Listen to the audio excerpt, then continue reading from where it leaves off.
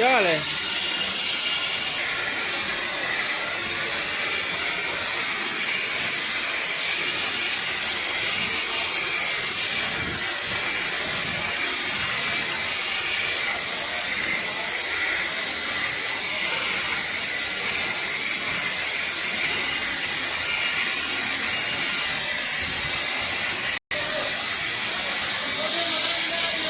ਕੀ ਹੈ?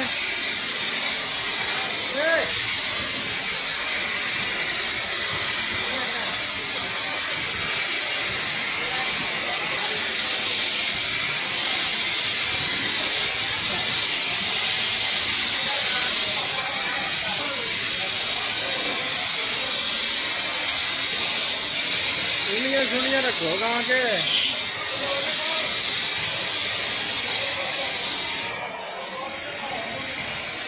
अब गुजर क्या हाल है?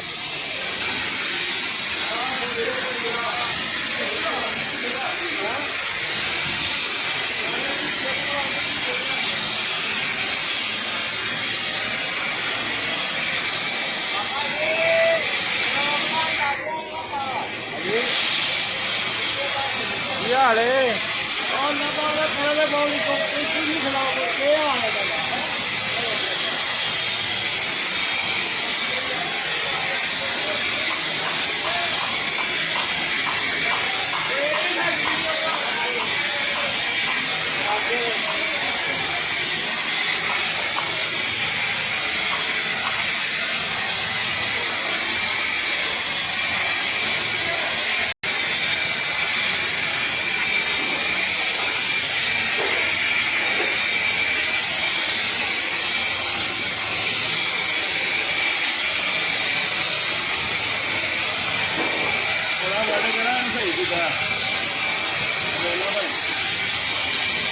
खिचड़ी पई है सर ना दिमाग हल हो गया।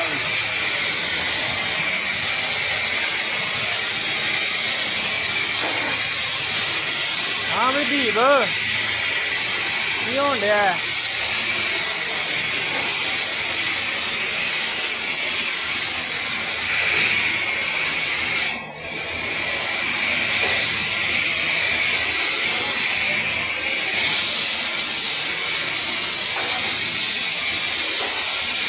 शकील अज पेंटी देनी है सानू अज पेंटी लगेगी पप। हाँ क्या हाल है?